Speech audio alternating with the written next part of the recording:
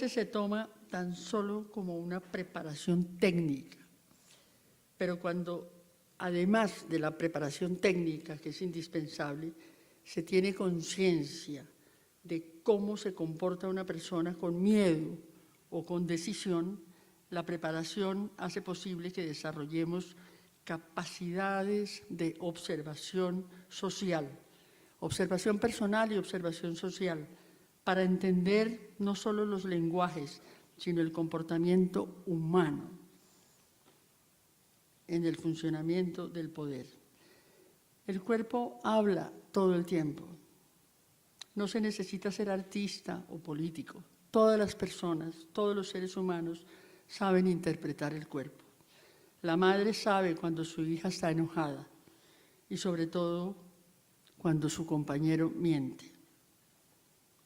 El feminismo y las luchas sociales nos han ayudado a entender no solo los significados del cuerpo personal, sino del cuerpo social.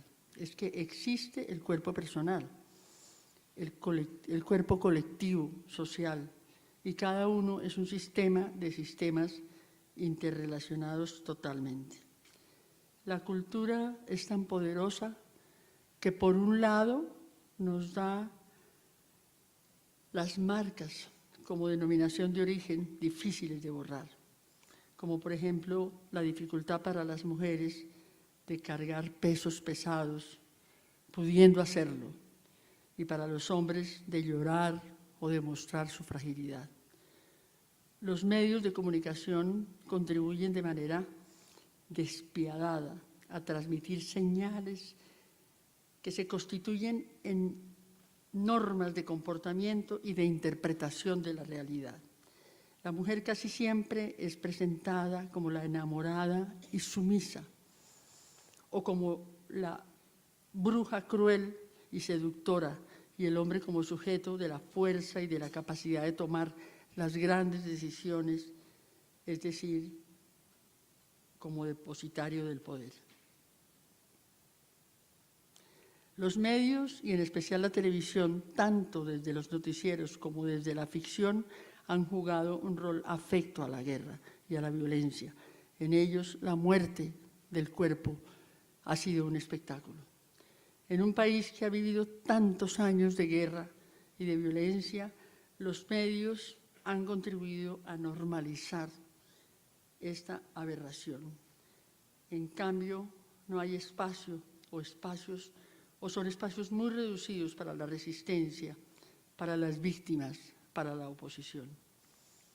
Yo soy sobreviviente del genocidio contra la Unión Patriótica, soy artista de teatro y soy feminista, y mi cuerpo mismo está marcado por las cicatrices del miedo, pero también por su contra, que es la resistencia. Yo no puedo, por ejemplo, sentarme de espaldas a las puertas y no puedo dormir en la oscuridad.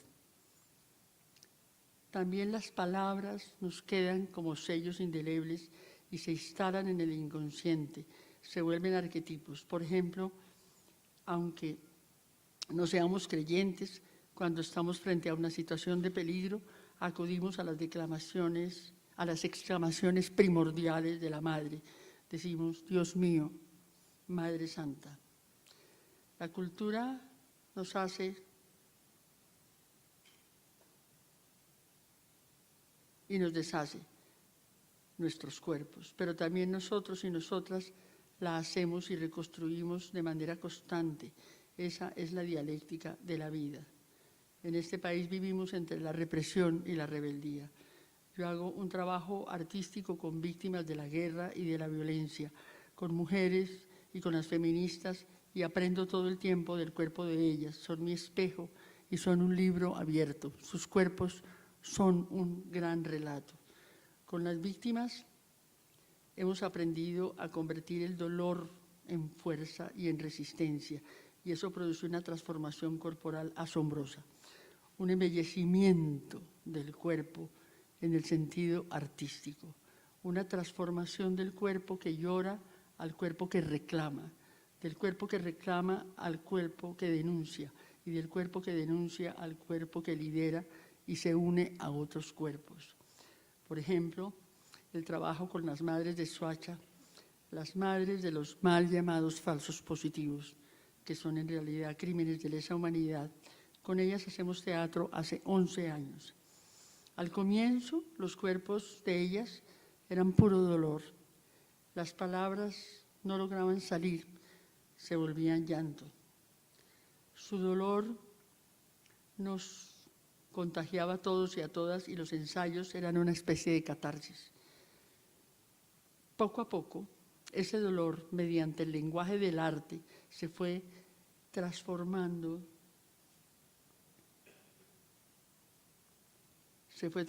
en fuerza y en acciones poéticas, y sus cuerpos también. La voz subió de tono y la presencia se convirtió en dignidad corporal. Al comienzo eran cuerpos que clamaban compasión, ahora son cuerpos que se levantan y que adquieren una energía asombrosa. Verlas cuando salen a manifestar a los espacios públicos es una verdadera felicidad.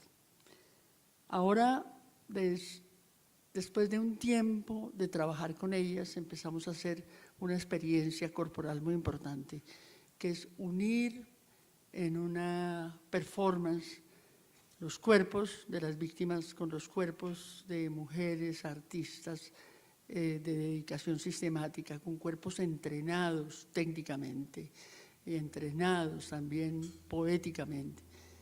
Esa ha sido una experiencia asombrosa, porque son saberes corporales distintos. Ahora, al final, vamos a mostrar un video sobre esta experiencia. Ver a las abuelas de la Plaza de Mayo, por ejemplo, que he tenido la oportunidad, mujeres de 80 años, que tal vez en otras circunstancias, algunas de ellas estarían en un hospicio geriátrico, son un ejemplo del cuerpo en la resistencia.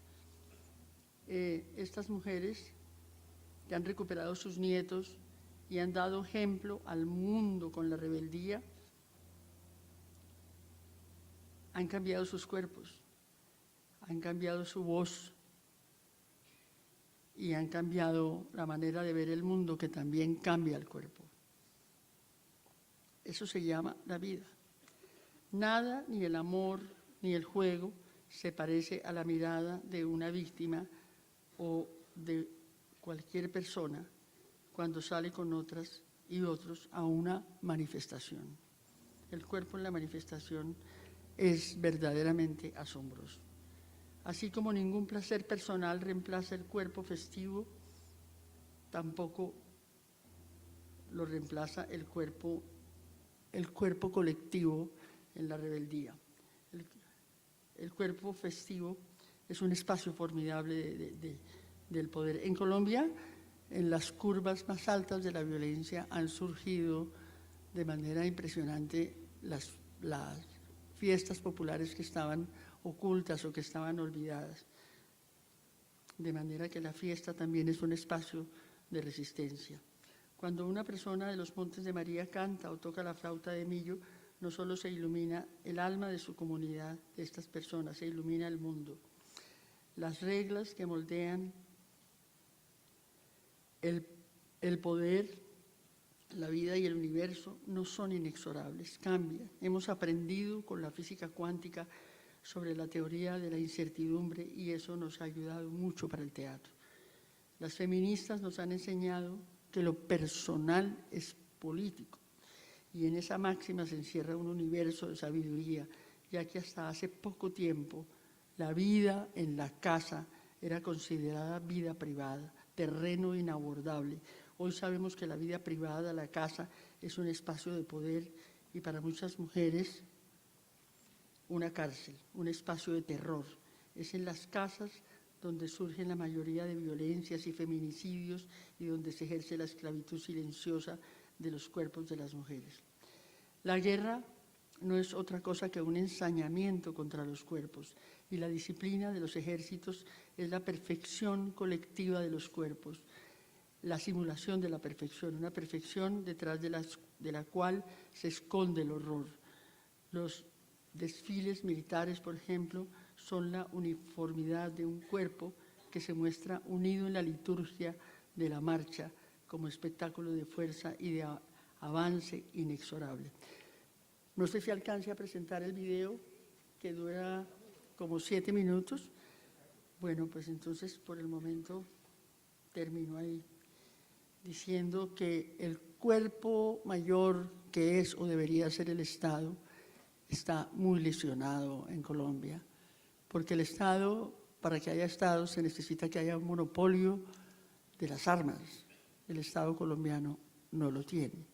Que haya un monopolio de la hacienda pública. El Estado colombiano no la tiene. Hoy en día, en muchos de los barrios de Colombia, la economía de los pobres es el gota a gota, por ejemplo, que mueve millones, pero millones. Ese es un banco subterráneo muy impresionante. Entonces, el cuerpo del Estado no está completo. Tenemos que reconstruirlo con la paz. Muchas gracias. Vamos a presentar un video que es una experiencia del trabajo de las víctimas con el trabajo conjuntamente con las artistas y los artistas de dedicación sistemática. Muchas gracias.